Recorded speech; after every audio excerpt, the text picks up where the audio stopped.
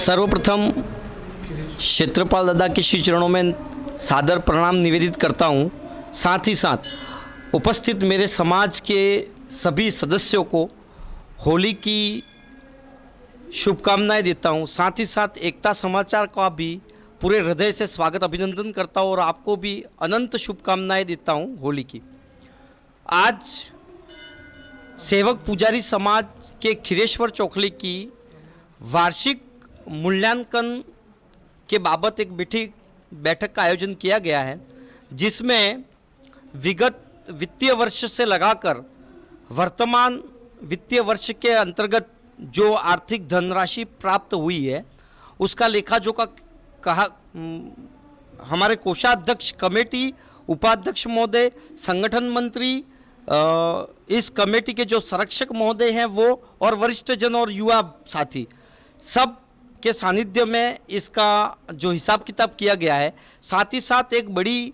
विशेषता समाज की ओर से यह निकल के आई है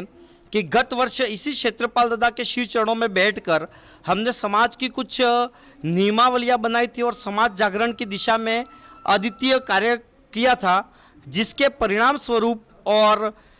माँ भगवती की असीम कृपा के स्वरूप हमने ये लक्ष्य को प्राप्त किया कि जैसे हमारे समाज में भी वैसे हमारे सेवक पुजारी समाज आदि अनादिकाल से ही शिव का आराध्य है और वहाँ से ही सभ्यता को धारण किए हुए है, पर फिर भी आंशिक बुराइयाँ हर समाज में विद्यमान है और समय रहते हुए उस पर काम करने की आवश्यकता पड़ती है। तो उस कुरीति को और समाज जागरण की दिशा में और समाज में शिक्षा के बढ़ावा के क्षेत्र में हमने सर्वप्रथम इसी क्षेत्रपाल जी प्रांगण में बैठकर कुछ नियमों को धरातल पर लागू किया था, जिसमें विशेष करके ये था कि प्री वेडिंग पर बिल्कुल सख्ती के साथ में उसका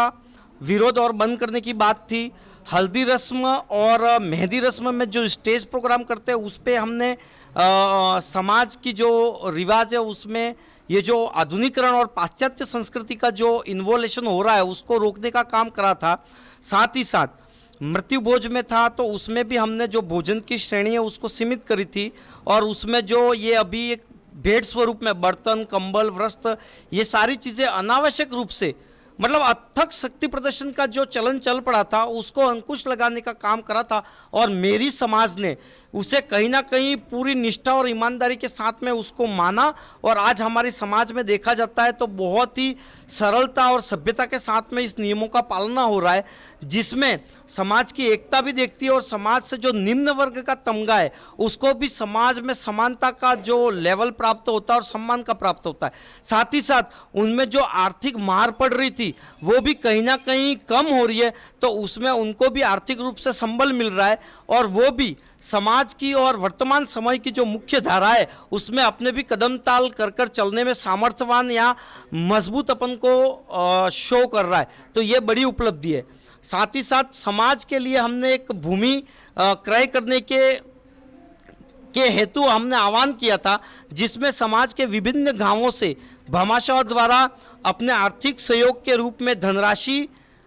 की घोषणा की थी और समाज के पास में जैसे आज की जो बैठक है उसमें 3 लाख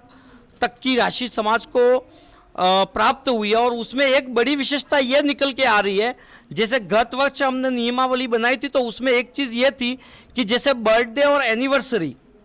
उसमें जैसे पाश्चात्य संस्कृति का यहाँ पे चलन आम हो गया है, तो उसमें हमने समाज में नवाचार करते हुए एक सिस्टम ये करा था। एकता माध्यम समाचार के माध्यम से मैं समाज ही नहीं वरन पूरे भारतवर्ष में ही इस बात को रखना चाहता हूँ कि हमने ये कहा था कि भाई जैसे अभी छोटे से छोटा मार्केट में केक लाओ तो वो 500 रुपये का केक आता है और केवल परिवार के 4 सदस्य मिलकर होटल में खाना खाओ तो वो 2000 से 2500 रुपया होटल का खर्च होता है। तो हमने एक नई मुहिम ये करी है कि किसी के घर में कोई नई वस्तु हो, कोई खूब खुशी का प्रसंग हो, शुभ मांगलिक कार्यक्रम हो, तो उसके एवज में वो समाज को यथाशक्ति 101 रुपया से लगा के अपने सामर्थ्य अनुसार धनराशि भेंट करे। तो उसके जो प्रसंग है उसका विषय वस्तु कि किस विषय वस्तु के बाबत उसने धनराशि दी है और उसके परिवार का फोटो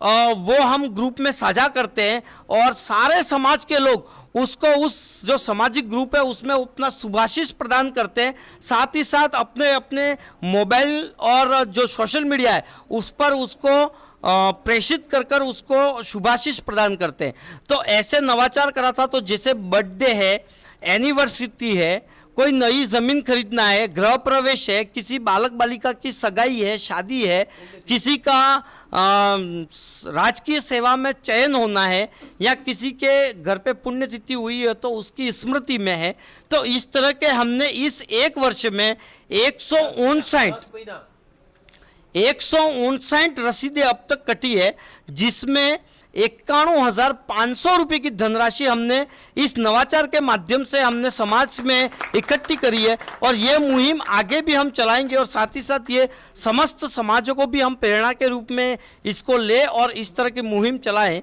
जिससे क्या होता है, एक चीज़ ये होती है कि जैसे मेरे घर पर मेरा या मेरे बेटी का या बेटे का जन्मदिन है तो मैं अपने परिवार को लेके जाऊंगा, होटल में 500 का केक काटूंगा और 2-2-2.5 हज़ार रुपया होटल में खर्च करके आ जाऊंगा। मेरे पड़ोसी को भी नहीं पता है। पर समाज में जैसे बर्थडे हुआ तो हम बर्थडे की जो फोटो है वो सूचना भेजते हैं। तो ऐसे में क्या होगा कि एक तो पूरी समाज में कनेक्टिविटी होगी, साथ ही साथ देखा जाए कि समाज में एक असंतुलन हो रहा है। और सेवक पुजारी अकेले समाज की बात नहीं कर रहा हूँ, वरन समस्त समाज में मानव धर्म मात्र में ये देखा जा रहा है कि लिंगानुपात सबसे बड़ी समस्या हो रही है। आज 12 कौमों में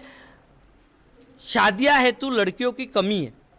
तो एक 50% कम काम ये हो जाता है कि जैसे अपन बर्थडे में है उसकी पिक्चर अपन फोटो शेयर कर रहे हैं, या कोई बीए पास करा, एमए पास करा, कोई अच्छी डिग्री से पास होके आता है तो उसकी भेंट राशि आती है। तो समाज में ये डाटा ट्रांसपेरेंसी का काम होता है कि फलाना गांव में भाई उस भाई के बेटा विवाह योग्य है, वो कुशल पढ़ा लिखा हुआ है, या उसके राजकीय सेवा में चयन हो रहा है, या कोई व्यापार वो नया खोल रहा है, या कोई बिजनेस नया खोल रहा है। तो वो समाज को इस मुहिम के माध्यम से सूचना मिलती है कि वहाँ पे कमाऊ है और उसकी वार्षिक इनकम इतनी है और वो विवाह योग्य है।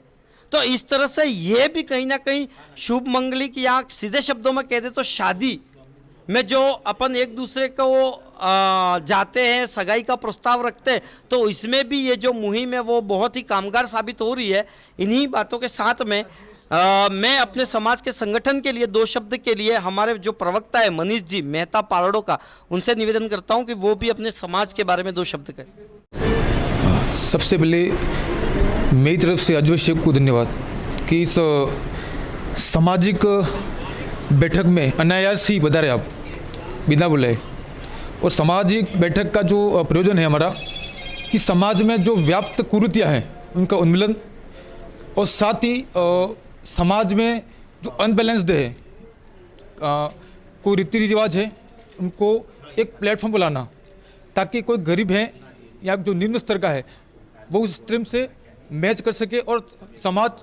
एक इक्वली अपना विकास कर सके। ये हमारा पर्पज़ है। दूसरा पर्पज़ ये है कि समाज का संगठन आज देख रहे हैं, हर समाज संगठित हो रहा है और समाज का संगठित होना ही समाज कहलाता है, बिखरा समाज नहीं कहलाता है। तीसरा पॉइंट ये रहेगा कि चाहे कोई भी हो, आज का जो हम देख रहे हैं कि हर समाज अपने समाज के लिए लगातार प्रयासरत हैं, संघर्षरत है और कोशिश कर रहा है। तो उससे कहीं ना कहीं मोटिवेट हम भी हो रहे हैं और हमें कहीं ना कहीं मोटिवेट होकर के समाज को शिखर तक, मतलब टॉप पे ले जाना है, ये हमें अपेक्षा है। और एक यही हमारा उद्देश्य था कि समाज एक मत रहे और समाज का विकास सतत बना रहे और समाज कहलाता रहे। धन्यवाद सर।